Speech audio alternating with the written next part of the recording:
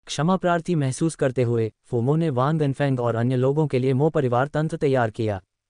वांग Wenfeng और अन्य लोगों की सामग्रियों और साधना के स्तर तक सीमित होने के कारण इन तंत्रों में कोई विशेष कार्य नहीं था, लेकिन फिर भी वे अपने विवरण में प्रशंसनीय थे क्योंकि वे मध्य तृतीय श्रेणी के एक गुरु के हाथों से आए थे।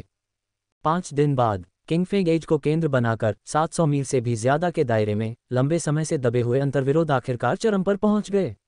विभिन्न काउंटी शहरों में दिखावे में तो सब कुछ सामान्य ही रहा, बदलाव के कोई संकेत नहीं दिख रहे थे, लेकिन पर्दे के पीछे अनगिनत गुप्त लड़ाइयां पहले ही हो चुकी थीं। किंगफे एज की प्रतिष्ठा के डर से कोई भी जबरदस्त कार्रवाई नहीं की गई थी, लेकिन हताहत तो हुए ही थे। कई गिरोहों में विशाल पेंग गिरोह सबसे अलग था। इसके गिरोह का नेता गोंगसुन जिंग कथित तौर पर एक सैन्य पृष्ठभूमि से था और उसकी सामरिक चतुराई के कारण आसपास के गिरोह हमेशा उसे सतर्कता से देखते थे। फिर भी अप्रत्याशित रूप से उसने अपनी असली ताकत को भी गहराई से छुपाया था। इस संघर्ष के दौरान उसने अपनी युद्ध संरचना भाला तकनीक में अभूतपूर्व वीरता और निर्ममता का परिचय दिया। बिजली की तरह प्रहार करते हुए उसने एक अन्य गिरोह के नेता को गंभीर रूप से घायल कर दिया और फिर अराजकता का फायदा उठाकर कई हमले किए और इस बार क्षेत्र का 5 से 6/10वां हिस्सा निगल लिया। भले ही वह किंगफे एज के प्रभाव क्षेत्र में था और किसी भी समय उसे समाप्त किया जा सकता था, लेकिन उस समय उसकी प्रमुखता वास्तव में बेजोड़ थी। आधे महीने बाद फूफेंग काउंटी शहर में एक बुजुर्ग व्यक्ति 3 युवकों और एक युवती को साथ लेकर 99 मीटर लंबे रास्ते से गुजरा और उसने भव्य जुड़वां मीनारों को देखा। उसकी आंखों में आंसू आ गए। उसने अपना सिर उठाया और गहरी सांस छोड़ते हुए कहा, अंततः हम वापस आ गए, फूफेंग काउंटी सिटी। उसका हृदय मिश्रित भावनाओं से भर गया। अवर्णनीय, उसे अपने सामने सब कुछ बहुत परिचित और आनंदमय लग रहा था। अपनी हाल की यात्राओं के दौरान झेली गई कठिनाइयों के बारे में सोचकर उसने फूफेंग काउंटी शहर को फिर कभी न छोड़ने का और भी दृढ़ निश्चय कर लिया। कभी नहीं। इस विचार के साथ उसके भीतर एक दृढ़ संकल्प उमड़ पड़ा। उसे लगा कि बूढ़ा मैला कुचैला मास्टर उतना महत्वपूर्ण नहीं है, और अगर वह मना कर दे तो मास्टर शायद कुछ नहीं कर पाएगा। अगर वह मुझे फिर से प्रभावित करने की कोशिश करेगा तो मैं कक्षाओं का बहिष्कार कर दूंगी और अपने सभी अच्छे दोस्तों के साथ मिलकर उसका उचित ढंग से सामना करूंगा। जब वह सोच रहा था कि बूढ़े मैले कुचैले मास्टर से कैसे बात की जाए, तो अचानक उसके कानों में एक युवा आवाज गूंजी, अरे अरे बूढ़े चाचा, इससे बाहर निकलो। गाड़ी पर एक काले कपड़े पहने युवक ने झुंझलाहट में आंखें घुमाई, कोड़ा फटकारा और सड़क की ओर इशारा करते हुए कहा, तुम रास्ता रोक रहे हो। ओह, क्षमा करें, क्षमा करें। फूमो, जो अभी अभी अपने मन में मास्टर को पीटने की कल्पना कर रहा था, कांप उठा और जल्दी से अपने घोड़े को एक तरफ ले गया। उनकी अभिव्यक्ति हमेशा की तरह ही मिलनसार थी। PS, पहली रिलीज। इस उदार इनाम के लिए बाई गुआंगयान का शुक्रिया। हाँ, जैसा कि मैंने पहले कहा था, हर हफ्ते कम से कम एक अतिरिक्त रिलीज होगी। मैं साल्टी फिश के नाम की कसम खाता हूँ। गाड़ी के शाफ्ट पर काले कपड़े पहने युवक ने हंसते हुए कहा, बूढ़े आदमी, अगली बार जब आप विचारों में खो जाएं, तो कृपया सड़क के बीच में मत रुकिएगा। गाड़ी चलाना। अपने दाहिने हाथ के एक झटके से घोड़े का चाबुक हवा में एक वक्र बनाता हुआ घोड़े के शरीर पर धीरे से फिरा। चौंक कर घोड़े ने अपनी गति बढ़ा दी और गाड़ी को आगे खींच लिया। डिंग सोंग, अभी क्या हुआ? गाड़ी के अंदर से एक कोमल स्त्री की आवाज आई।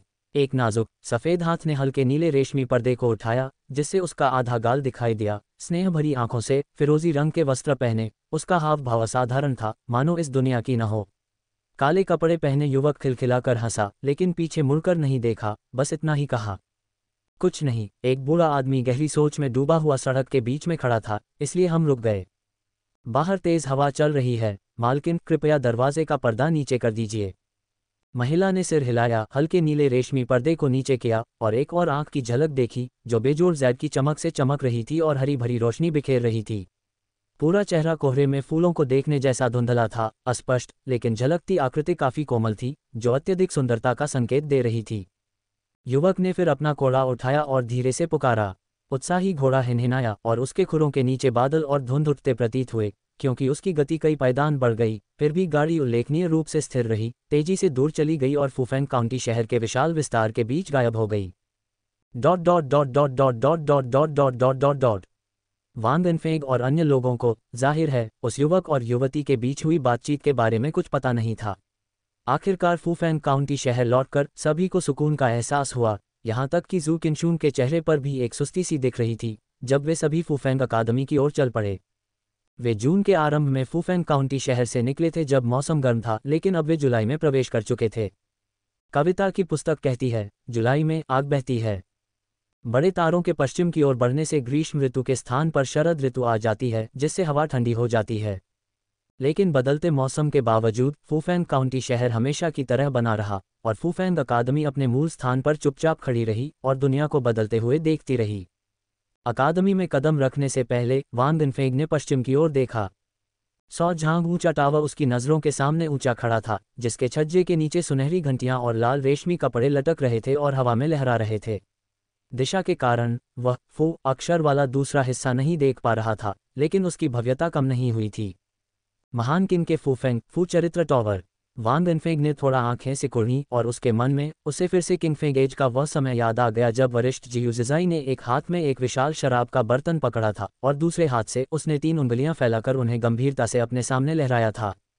तीसरी शर्त, महान किन का फुफेंग काउंटी 100 स्तरीय फू कैरेक्टर टॉवर। अगर आप 30वीं मंजिल तक पहुंच सकें तो मैं इसके लिए राजी हो जाऊंगा। फुफेंग काउंटी में फू नाम के 2 टावर हैं, जिनमें से प्रत्येक की ऊंचाई 100 झांग है और जो आकाश में ऊंची उठती है। पवन चरित्र टॉवर, इसका नाम हवा के साथ ऊपर चढ़ने के विचार से लिया गया है। दूसरी ओर फू कैरेक्टर टॉवर स्वर्ग के नीचे की दुनिया को सहारा देने के सिद्धांत का प्रतीक है।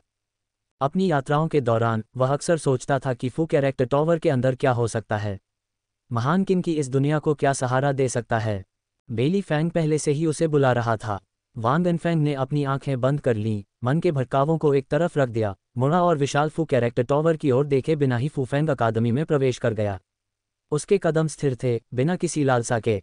ऐसे युग में जब मार्शल आर्ट का विकास हो रहा था, तो विश्व को कौन सी चीज सहारा दे सकती थी? युवक ने खुद से पूछा। कुछ नहीं, बस एक ही शब्द, मार्शल। वरिष्ठ जियूजिजाई ने जो कहा था उसे मिलाकर यह स्पष्ट था कि फू कैरेक्टर टॉवर में मार्शल कलाकारों के लिए किसी न किसी रूप में मूल्यांकन शामिल था। 30वीं मंजिल में सीधे प्रवेश कर पाना एक मार्शल कलाकार की ताकत की पुष्टि का प्रतीक है।